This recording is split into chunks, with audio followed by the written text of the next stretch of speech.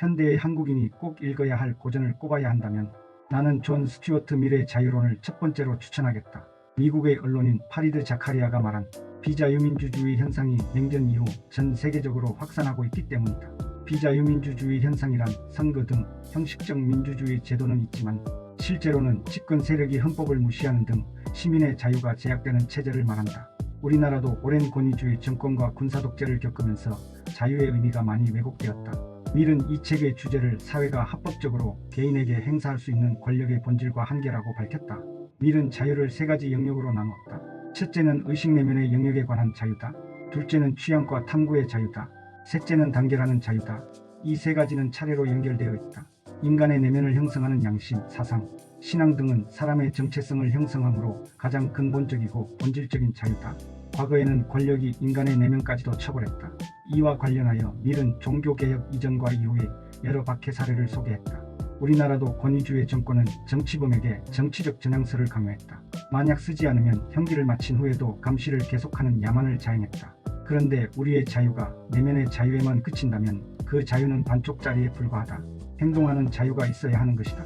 또한 인간은 정치적 사회적 동물이므로 다른 사람과 함께 행동할 수 있어야 한다. 이와 관련하여 우리 헌법은 언론, 출판, 집회, 시위의 자유를 행동하는 자유로 규정하고 있다. 밀은 민주국가에서 인민의 의사가 실제 대다수의 의사일 수도 있지만 가장 적극적인 의사일 수도 있다고 지적했다. 즉 다수의 의사가 실제 다수자의 의견일 수도 있지만 자신들을 다수자라고 인식시키는데 성공한 사람들의 의사일 수도 있다는 것이다. 따라서 다수가 소수를 부당하게 억압할 수도 있다. 그러므로 인민의 권력이라도 다른 권력과 마찬가지로 다수의 폭정이 되지 않도록 경계가 필요하다고 했다. 더구나 이런 권력 이외에도 여론과 감정의 억압, 사상과 관습의 강요에 대해서는 소수자를 보호해야 한다고 주장한다.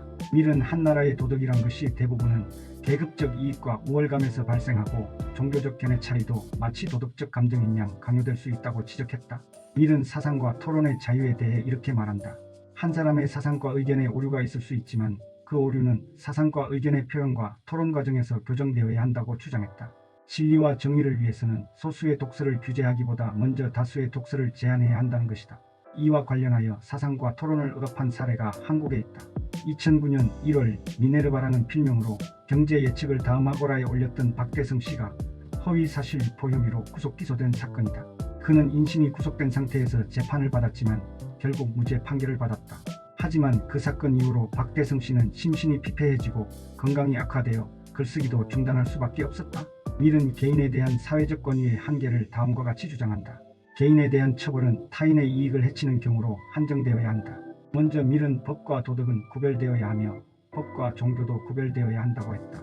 또한 밀은 성인이 자신을 돌보지 않는다고 하여 처벌하면 안 된다고 했다. 개인이 타인에게 해를 끼치지 않았다면 자신을 파괴하는 행동을 한다고 처벌할 수 없다는 것이다. 현재 상당수의 서구 나라에서는 마약 판매는 처벌하지만 마약 복용은 처벌하지 않는다. 하지만 우리나라는 마약 판매나 복용 모두 처벌한다. 밀은 성매매에 대해서도 알선자에 대해서는 처벌해야 하지만 성판매자와 구매자는 처벌해서는 안 된다고 했다. 우리나라는 성판매자와 구매자, 포주 모두를 처벌한다. 이와 관련해서는 나라마다 기준이 조금씩 다르다. 독일이나 네덜란드는 성매매를 직업으로 인정하지만 스웨덴은 성구매자만 처벌한다. 현재 전 세계는 성매매를 어떻게 해야 하는가를 두고 치열한 논쟁이 벌어지고 있다. 밀은 모르몬교의 억압에 대해서도 비판했다. 모르몬교는 일부 다처제를 허용한다. 이에 대해 기독교인들은 증오감을 드러냈다. 밀 역시도 일부 다처제는 반대했다. 그러나 밀은 모르몬교의 교의가 다른 사람들에게 피해가 없으므로 그것을 버리라고 강요할 수는 없다고 주장했다. 어느 나라든 그 나라의 도덕, 관습, 종교를 벗어나는 일탈 행위는 존재한다. 그러나 그들을 감옥에 넣는다고 해서 그들을 쉽게 바꿀 수는 없다. 밀은 범죄화만이 능사가 아니며 형사처벌이 사회문제 해결의 만능 수단이 아님을 꿰뚫어 본 것이다. 밀은 일반인들이 자신의 개성에 대해 무관심한 현상을 개탄했다. 자신이 무엇을 좋아하는지, 무엇이 자신에게 맞는지는 묻지 않고 무엇이 자신의 지위에 적합한지, 자신과 같은 신분이나 수입을 버는 사람이 무슨 일을 하는지, 자신보다 높은 사람은 어떤 일을 하는지에 대해서만 관심이 있다는 것이다. 밀은 말한다. 하나의 인민은 일정 기간 진보적이었다가 그 다음에는 정지한다. 언제 정지하게 되는가? 그것은 개성을 갖지 못할 때다. 밀이 강조한 개성이 우리 속에 살아있는지, 우리 사회가 개성을 북돋우고 있는지 돌아보아야 할 것이다.